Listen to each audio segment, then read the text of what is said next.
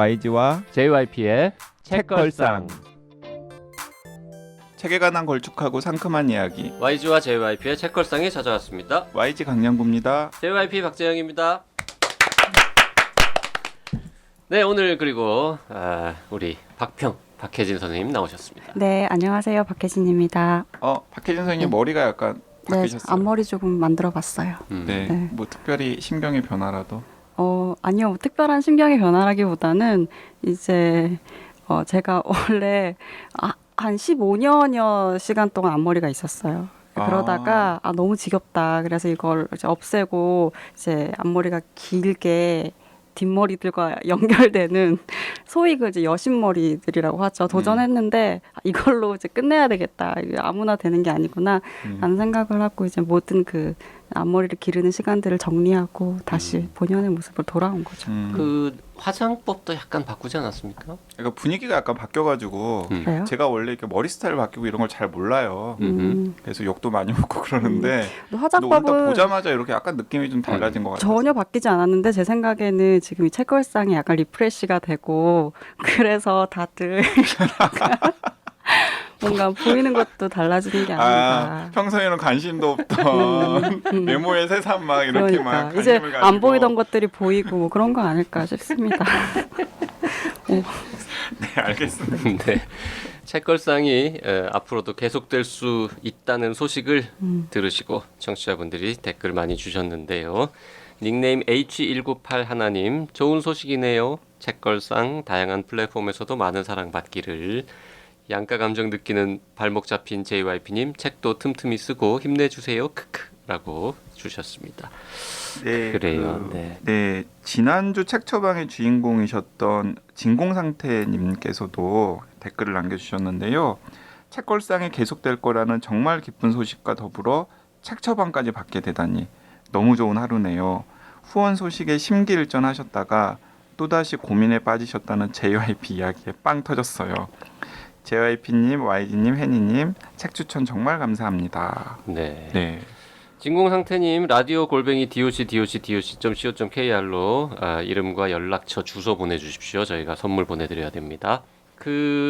이게 지금 고민 중이지 않습니까, JYP가? 7월 말경에 우리가 이제 시즌 2라고 뭐 이름을 붙일지 아니면 안 붙일지는 모르겠습니다만 조금 새로운 형태로 좀 바꿔보려고 여러 가지 고민 중인데요.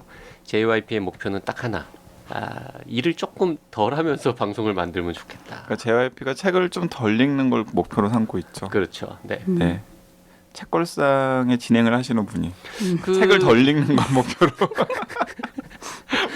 저도 좀 먹고 살아야 되고, 네, 제 책도 써야 되기 때문에 그리고 해보니까요, YG하고 JYP하고 이렇게 공동 진행자처럼 같은 뭔가 위상으로 방송을 하는 것처럼 보이지만 해보니까 이게 레벨이 달라. 레벨우가 다릅니다.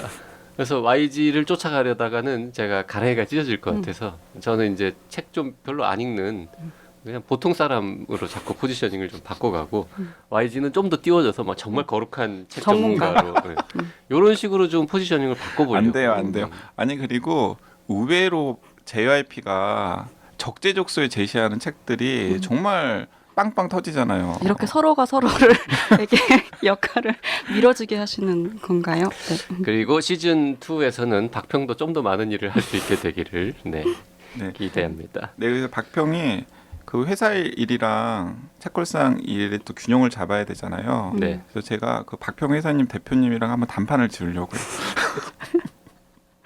어떻게 해요? 네, 사정을 하는 거겠죠, 제가.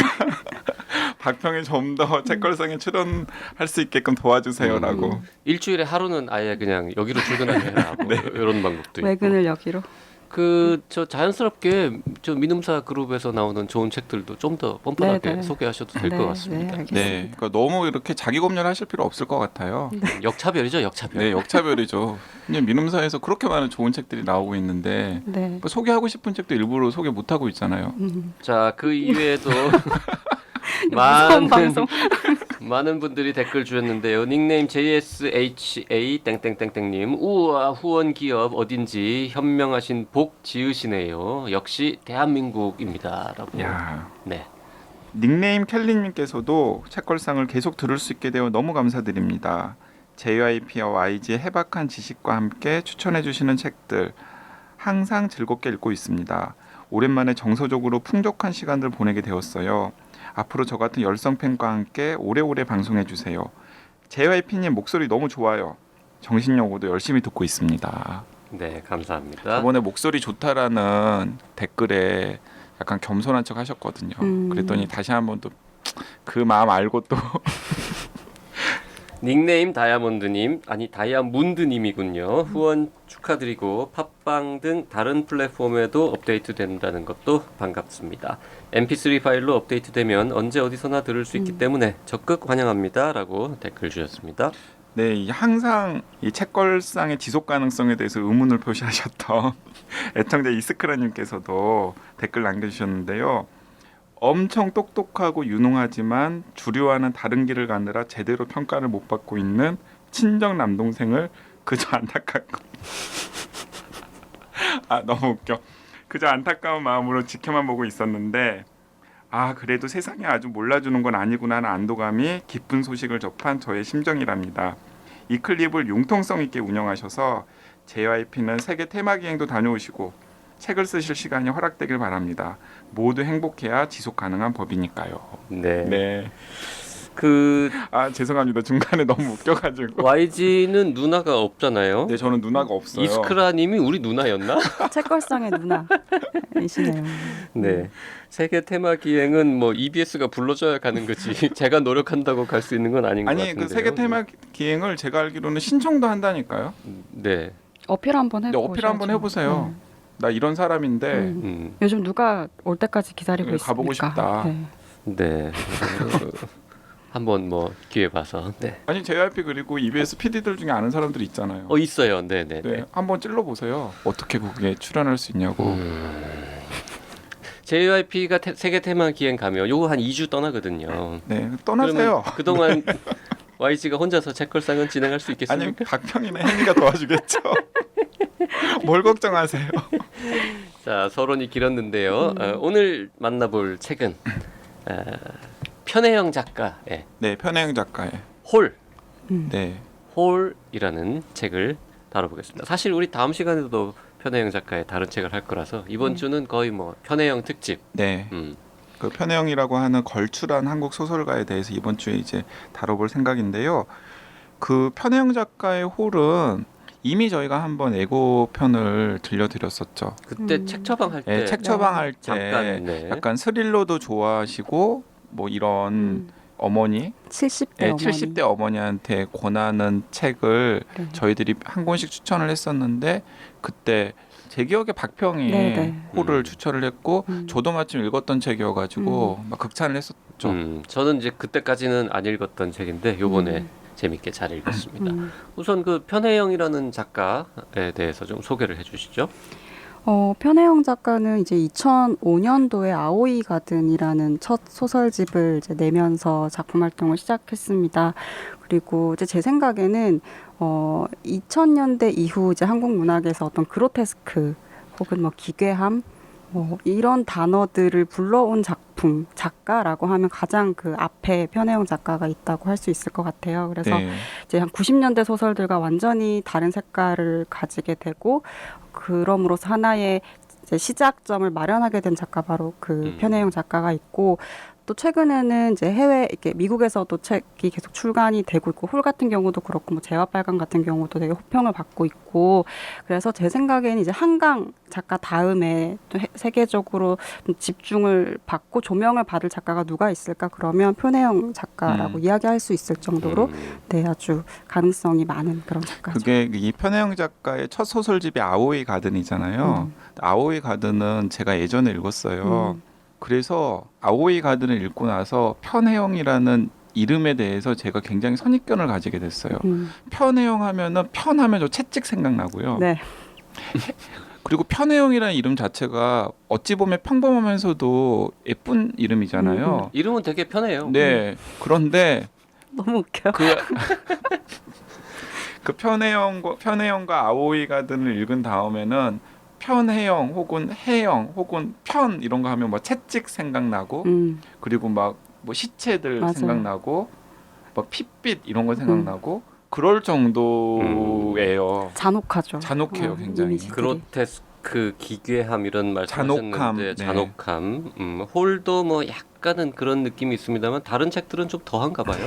홀은 그런 이미지들이 아주 줄어든 편에 맞아요. 속하고요. 음. 가령 저는 이런 거예요. 그러니까 2005년도에 제가 대학을 들어갔어요. 그래서 국어 국문과를 들어가서 이제 내가 국문과의 대학생으로서 이제 현대 문학 작품들을 읽어봐야겠다. 어떤 게 있지?라고 했는데 그 2005년도에 이제 아오이 가든이 나온 거예요. 그래서 읽고 너무 쇼크를 받은 거예요. 그러니까 기존에 제가 읽었던 어떤 소설들, 거기서 구현됐었던 뭐 이미지들, 서사들 이런 것들과 너무 다른 방식으로, 그러니까 뭐 내장이 그대로 다 보여진다거나, 그리고 뭐 우리가 고어물을 볼 때 느끼는 그런 아주 과격하고 거친 이미지들, 날것의 언어들 이런 것들이 막 노출이 되는 방식이었어요. 그래서 서사보다는 오히려 그런 이미지들이 더 이렇게 집중되는. 네.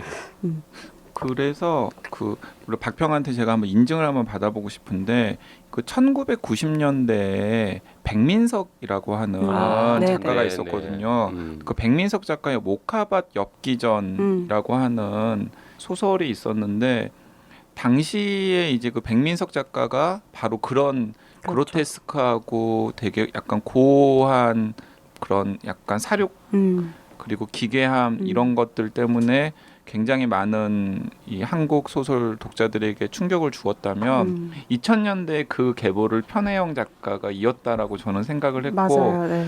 저는 편혜영 작가의 아오이 가든을 읽은 다음에 그 다음부터는 편혜영 작가 작품을 보기가 싫더라고요. 이게 되게 뜻밖인데 그 YG가 평소에 되게 약간 좀 잔인하고 참혹하고 좀 하드한 그런 소설들을 좋아하지만은 저는 스토리로 좋아하는 거지 그리고 이미지를 좋아하는 건 아니거든요. 그러니까 이미지가 그렇게 강렬한 하드고 영화 같은 것도 별로 안 좋아하거든요. 근데 딱 편혜영 작가의 아오이 가든은 그런 작품이에요. 그래서 한동안 좀 거리를 뒀다가 이 문학과 지성사 편집자들이 홀이라는 작품이 너무 좋다는 거예요. 사석에서 저한테 꼭 읽어보라고. 그래서 그 책이 나오자마자 읽었었는데 그 2015년이었나요? 그 너무 책이 좋은 거죠. 네. 그래서 저는 이제 그 약간 선입견을 가지고 좀 거리감을 뒀던 편혜영 작가랑 이 홀이라는 작품을 통해서 다시 만나게 된 사연이 있습니다. 그러니까 편혜영 작가 작품은 사실 아오이 같은 시기가 있어요. 그러니까 그 시기에는 서사보다 이미지가 훨씬 더 압도적이고 아마 이제 YG처럼 이제 그런 판단을 하실 수 있을 거고 아마 저도 좀 그때는 그런 판단을 했던 것 같아요. 그래서 약간 거리감을 느꼈고 근데 그 이후 다음 시기로 넘어오면서부터는 서사성이 굉장히 이제 좀 많아지고 그리고 서사와 이미지가 잘 결합되는 방식으로 조금씩 변모하는 양상들을 보여요. 그리고 지금 이제 홀이라든지 뭐 최근에 나온 소설들을 보면은 이제 과거에 아오이 가든과 같은 작품을 봤을 때 느꼈던 기괴함이라든지 이런 것들은 거의 이제 좀 느끼지 못할 정도로 많은 변화된 모습들을 볼 수 있죠. 그 백민석 작가는 요즘 뭐 하시나 궁금해서 검색해봤더니 편혜영 작가하고 같은 대학을 나왔고 이 나이가 1살 차이니까 서로 아시겠네요. 그렇죠. 네. 서로 그로테스크한 얘기를 학창 시절부터 주고받으면서 이런 설정 어때? 뭐 이런 거 대화를 나누시진 않았을까? 근데 이 편혜영 작가는 저는 직접 뵌 적은 없는데 사진으로만 보면은 굉장히 걸크러시하고 매력적으로 보이던데 그 실제로 직접 본 적이 있나요? 실제로 저 여러 번 봤고요. 네. 편혜영 작가는 굉장히 다정다감하신 분이고 어떤 소설의 이미지와는 우리가 이런 말을 한다면 할 수 있겠죠. 180도 다른. 네. 그러니까 사람들이 편혜영 작가 만나면 다들 그렇게 묻지 않겠습니까? 사실 이렇게 과격한 이미지들이 나온 소설을 쓰기 때문에 저 작가의 유년기를 장악하고 있는 이미지가 어떤 것이길래 소설을 통해 이런 방식으로 이제 발현되는 걸까 물어보잖아요. 근데 전혀 뭐 곱게 자랐다라고 하는 인터뷰가 있을 정도로 그리고 그것을 직접 눈으로 확인할 수 있을 정도로 어떤 소설에서 나오는 이미지 분위기를 작가에게서 찾기는 힘든 그런 작가님이죠. 네. 그러니까 이게 뭐 어찌 보면 약간 좀 걸크러쉬하고 그다음 매력적으로 보이는데 약간 본인이 꾸미기만 하면 되게 여자여자하게 그렇게 네. 꾸밀 수도 있는 뭐 그런 식의 스타일이신 것 같더라고요. 그렇죠. 네. 그 아까 2000년대 그로테스크한 작가 대표라고 했는데 그 이전에는 백민석 작가 말고는 우리 그로테스크한 소설을 쓰는 작가가 누가 있었죠? 없었던 것 같아요. 네, 네, 뚜렷하게 이렇게 딱 그 문학사에 남을 만한 역할을 했던 분들은 잘 그러면 없죠. 뭐 백민석, 편혜영 이런 분들이 그로테스크한 작품을 쓴 작가로는 거의 한국에서는 1세대에 가까우다. 그렇죠. 이런 그리고 편이군요. 이제 그 이후에 많은 작가들이 어떤 서사에서 조금씩 벗어나서 이미지 중심적인 소설들을 많이 쓰고 또 그 이미지의 양상들도 굉장히 다양해지고 이제 그런 변화들이 나타났죠.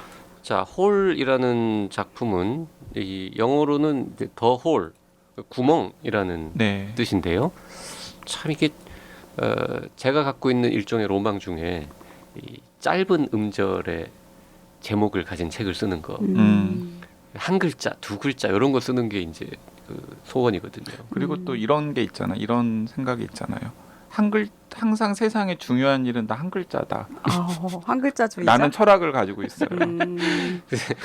세상에 정말 좋은 것들은 다 이름절로 이루어져 있다라고. 예를 들면 어떤 게 있을까요? 돈, 잠, 술, 네, 밥, 네, 그리고 이제 떡, 네, 이런 식으로 네. 좋은 것들은 다 이름절이 많죠. 네. 물도 있고요. 근데 이미 그런 컨셉의 책이 있지 않아요? 자, 넘어갑시다.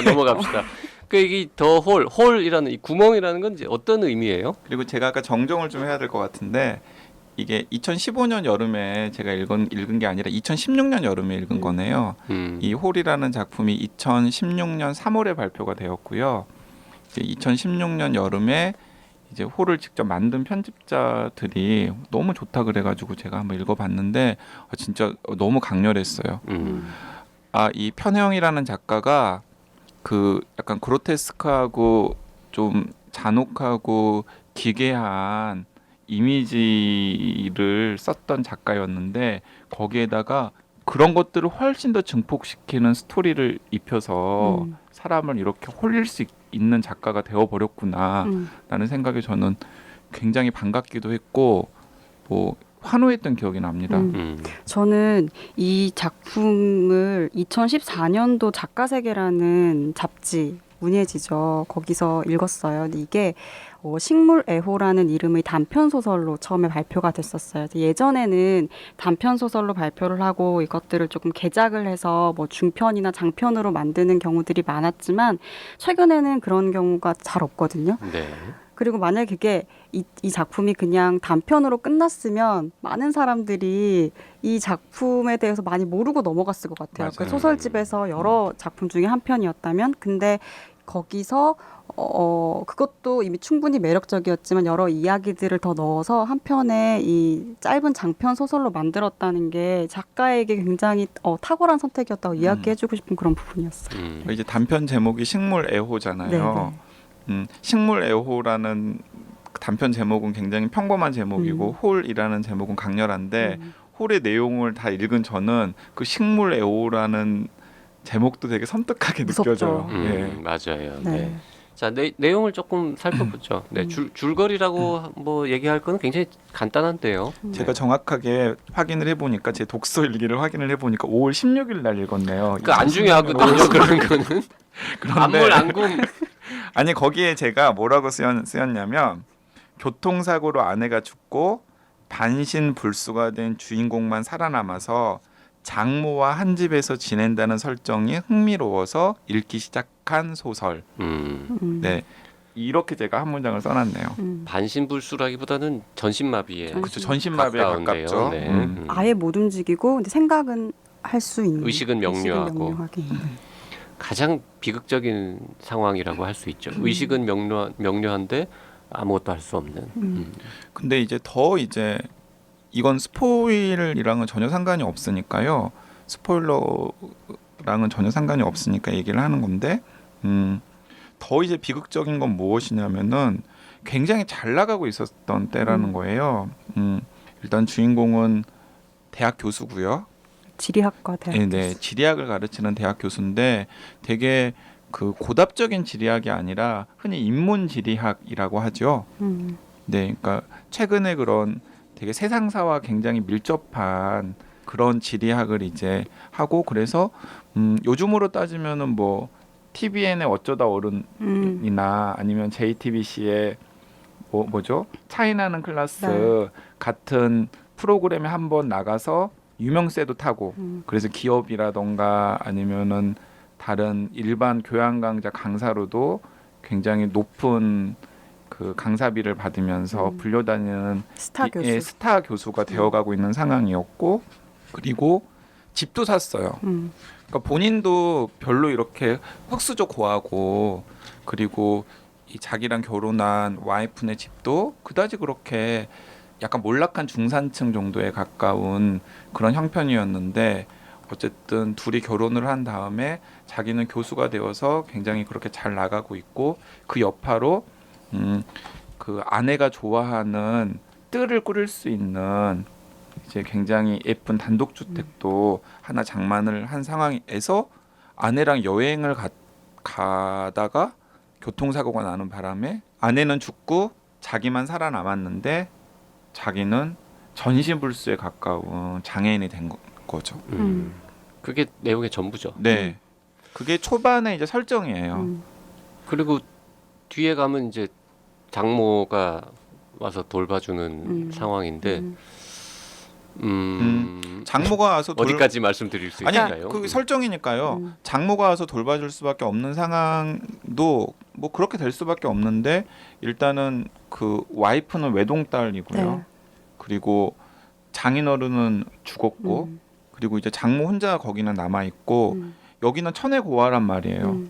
그런데 와이프가 죽었고 어쨌든 자기 명의로 든 집이 있는 거잖아요. 그러니까 자기를 보살펴줄 사람이 없는 거예요.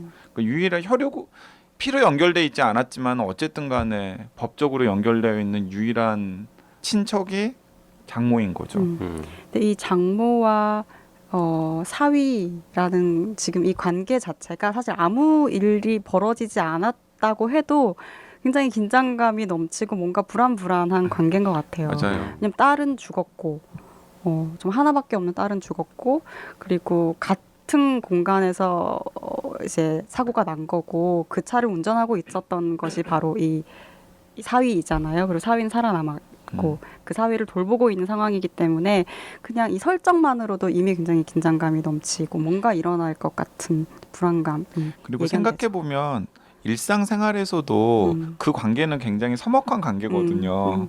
예를 들어서 뭐 장모와 사위 혹은 이제 며느리와 뭐 시아버지와 네, 며느리 네. 뭐 이런 관계는 굉장히 좀 서먹하고 어색하고 긴장감 있는 관계거든요.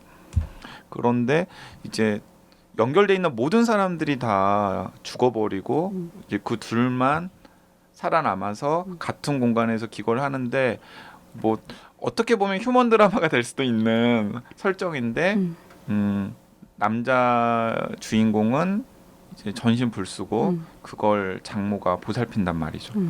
그 전신불수라는 용어는 자꾸 거슬리는데요. 그래요? 전신마비, 전신마비, 네, 반신불수, 반신불수. 뭐 그렇게 써야 관용어에 맞지 않습니까? 네, 맞습니다. 전신마비. 전신마비, 네, 쿼드리플레지아라고 하죠. 전문 용어. 아, 네, 의사 선생님. 출신 성분을 잠시, 네. 네. 아, 오늘 이렇게 틈틈이 이렇게 과잉 정보들을 조금씩 이야기하는 게 컨셉이군요. 요즘에 그 우역 과잉과 네. 약간 내가 왜 또 발목이 잡혔나 하는 그 사이에서 막 왔다 갔다 하시기 때문에 이런 증상이 종종 계속 나타나는 것 같아요. 그러니까 이 소설은 이제 그런 설정에서 시작을 해서 이제 병상 위에 누워 있는 이제 오기, 그 주인공 남성이 주인공의 이름이 오기거든요. 이제 오기 옥이가 아니라 오기. 네. 이제 오기의 시선으로 이야기들이 펼쳐집니다. 그리고 계속 과거와 현재가 교차하는 방식으로 진행이 되고 있어요. 그래서 독자들은 왜 이 상황으로 넘어가는지 알 수 없지만 계속 과거의 일들 있었던 와이프와 있었던 일들이라든지 이런 것들이 계속해서 이제 소환되기 시작합니다.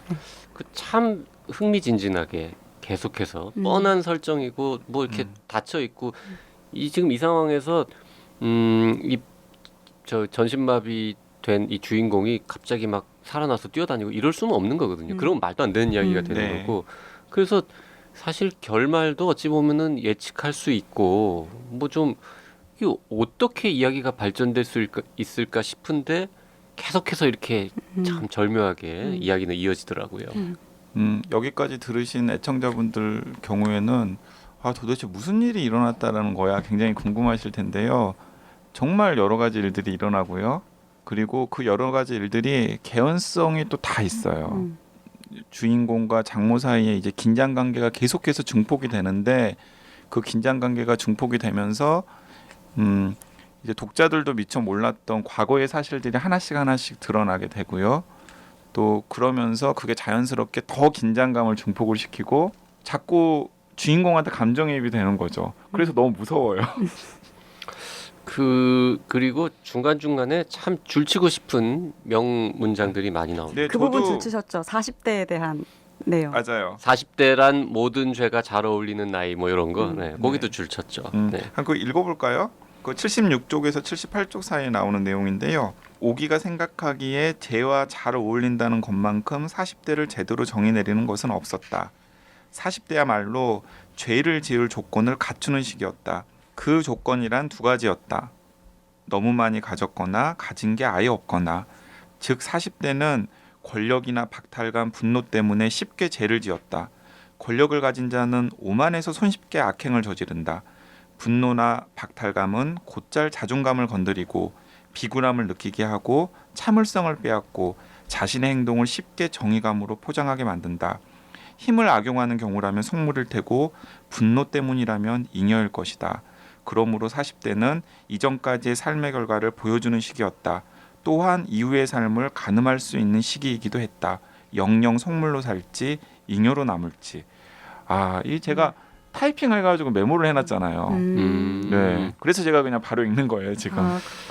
그 여기 나오는 그 허연이라는 시인은 실제로 존재하는 인물은 그럼요. 실제로 존재하는 인물입니다. 그 그래요? 허연 시인과 함께 언급되고 있는 최승자 시인도. 최승자 시인은 뭐 네. 유명하신 분인데 아마도 여기서 언급하고 있는 그 제목을 언급하고 있지는 않지만 그 허연 시인의 시는 나쁜 소년이 서 있다를 이야기하는 것일 것 같아요. 네. 그 타락한 어떤 40대에 대한 이야기. 그 제가 아까 인용한 그 문장이 허연 시집의 시를 언급을 하면서 나오거든요. 그러니까 30대의 막막함을 읊은 게 최승자 시인이라면 타락한 40대를 포착한 건 허연 시인이다라는 작중 화자의 말 다음에 이제 그런 통찰이 나오는 거죠. 상당히 그럴듯하지 않습니까? 요즘 그 시 안 읽은 지 좀 됐는데 허연 시인의 책 한번 보고 싶네요. 그 시집 좋습니다. 그건 민음사에서 나온 시집인데 네, 좋습니다. 빨간 뭐라고요? 나쁜 소년이 서 나쁜 있다. 소년이 서 나쁜 있다. 소년이 서 있다. 민음사에서 나온 허연 시인의 시집. 네. 그리고 뭐 저는 이런 것도 약간 키득하면서 웃었어요. 이제 처음 강연을 한 다음에 이제 오기의 심정을 담은 내용인데 첫 강연 후에 오기는 단순하고 뻔한 내용을 확신에 찬 웅변조로 늘어놓았다는 자괴에 시달렸다. 하지만 얼마 후 청중들은 그런 말투에 오히려 신뢰를 느낀다는 걸 깨달았다. 이게 약간 편혜영 작가의 취향인 것 같은데 그 사실 좀 삶의 진실이거든요. 네. 약간 사람들은 좀 머뭇머뭇거리고 성찰하는 이런 리더나 혹은 그런 쇼 호스트보다는 뭔가 되게 자신 있고 그런 사람들을 좋아하거든요. 설령 그것이 우리가 다 알고 있는 내용이라고 하더라도. 그 YG가 좀 더 강연을 많이 하거나 강연료를 더 받지 못하는 게 이런 뻔뻔함이 없어요. 맞아요. 저는 이렇게 같이 생각해보자. 그리고 나 잘 모르겠다 이런 거. 같이 생각할 거면 뭐하러 듣고 있겠어요. 그러니까요. 그러니까 잘 모르겠다 그러면 잘 모르는데 여기 왜 나왔니? 뭐 이런 반응을 보이시니까. 최근에 JYP가 무슨 강연을 하나 주선을 해줬는데 그 강연 성적표가 별로 시원치 않았나 보다. 이런 얘기를 또 적재적소에 하는 걸 보니까 아직 그 평가표는 안 봤습니다. 평가표 안 봤습니까? 네, 네. 평가표를 보더라도 저한테 얘기하지 마세요. 스트레스 받습니다. 두 분의 관계는 누가 꼬리를 물고 있는 관계인지. 네, 서로가 서로가 서로를. 몰고 있는, 네. 이 소설을 보면서 어떤 분들은 스티븐 킹 미저리 많이 떠올리시기도 저도 하더라고요. 그랬습니다. 네. 음. 이렇게 딱 미저리가 네. 떠올랐고요. 설정들이 좀 비슷해서 그런 거. 근데 미저리랑 좀 느낌은 달라요. 네네. 미저리를 떠올릴 수밖에 없었던 게 저는 그 몇 달 전에 미저리 연극도 봤거든요. 그래서 더 쉽게 미저리가 연상이 됐는데 그러니까 저는 이 홀은 연극으로 만들 수 있을 것 같아요. 그렇죠. 좀 제한된 공간 제한된 안에서. 공간에서, 그러니까 집이라고 하는 제한된 공간, 집과 정원 같은 제한된 공간에서 사람 그 주인공과 장모 그리고 아주 제한적으로 등장하는 등장인물 간의 그런 긴장 관계가 증폭이 되면서 이야기가 전개가 되잖아요. 네. 그래서 저는 굉장히 무섭으면서도 긴장감 있는 연극으로 만들어도 좋겠다라는 생각을 소설을 읽으면서도 했고 방금 JYP가 미저리 연극으로 만들어졌다는 얘기하니까 더 생각이 드네요. 그런데 저는 비슷하다고는 생각을 하면서도 미저리랑 홀 사이에는 굉장히 근본적인 차이가 있는데 미저리의 그 주인공과 그 이제 주인공을 가둔 감금한 이 애니 간호사 같은 경우에는 일단은 책을 매개로 해서 이제 팬과 작가의 관계로 만났고 팬의 일방적이고 맹목적인 애정이 그 소설의 원천이잖아요. 또 홀은 그렇지가 않거든요. 홀은 약간 좀 모든 게 다 뒤틀려져 있어요. 그래서 저는 미저리보다 훨씬 더 무서우면서도 어쩌면은 우리의 삶을 더 반영하는 듯한 느낌 같아요. 네. 가장 큰 차이가 또 이런 것 같아요. 미저리 같은 경우에는 그 간호사의 욕망이 뭔지 알아요. 내가 뭘 해줘야 되는지 알고 그가 뭘 원하는지 알기 때문에 원하는 대로 하는 건데 이 홀 안에서 이 편혜영 작가가 만들어내는 서스펜스는 그 공포의 핵심은 모른다는 거예요. 그러니까 이 장모의 행동이 뭔가 조금씩 달라지는 것 같은데 그 달라지는 것의 정체가 뭔지 몰라요. 근데 우리가 일상에서 느끼는 공포라는 것이 대부분은 그 무지에서 비롯되는 것이 많거든요. 그래서 이 작품은 그런 점에서 서스펜스를 굉장히 잘 만들어내고 있다는 생각이 맞아요. 네. 들었어요. 그리고 미저리는 아주 유명한 작가가 주인공이고 그리고 그 폭설이 내려서 이제 고립되어 있는 마을, 산속 마을 뭐 이런 게 공간이라서 약간 비현실적인 느낌? 우리가 저런 상황에 처할 리는 없는 건데 맞아요. 홀은 그냥 언제라도 우리도 저 상황이 될 수 있는 교통사고 뭐 당하고 이런 상황 될 수 있는. 네, 그런 평범한 사람들의 이야기라서 더 뭔가 독자로 하여금 긴장감을 불러일으키지 않나 싶습니다. 그리고 뭐 이건 스포일러가 될 수 있으니까 굉장히 조심스럽게 제가 말씀을 드리자면 약간 그 주인공한테 감정이입 되지 않아요? 아, 되죠. 네. 어쩔 수 없이. 맞아요. 같이 누워 있는 느낌이 들죠. 맞아요. 그래서 그리고 나중에 이제 비밀들이 하나씩 밝혀지면서 마냥 주인공을 옹호하기만도 어려운 상황이 되긴 하지만은 그런데도 끝까지 저는 주인공이 저 지옥에서 좀 탈출하였으면 좋겠다. 그래서 진짜 그 무슨 할리우드 영화나 드라마처럼 막 기적처럼 손이 까딱까딱 움직여지면서 뭔가 저 지옥에서 좀 탈출을 했으면 좋겠다라는 생각이 드는데 결말은 그렇죠. 네. 그리고 취재를 정말 많이 잘 하신 것 같아요. 뭔가 이렇게 트집을 잡을 만한 그런 구석이 전혀 없습니다. 아 정말이요? 네, 그냥 전 이제 뭐 의학 지식이 많지는 않지만 그래도 예전에 공부했던 기억을 떠올려 보면 뭔가 이렇게 의학적으로 관련된 부분에서 이거 조금 이상해요라고 트집 잡을 만한 부분이 전혀 없는 아주 리얼하고 잘 취재를 하신 것 같습니다. 오늘 의사 정체성 굉장히 많이 드러내시네요. 네. 어필하시네요.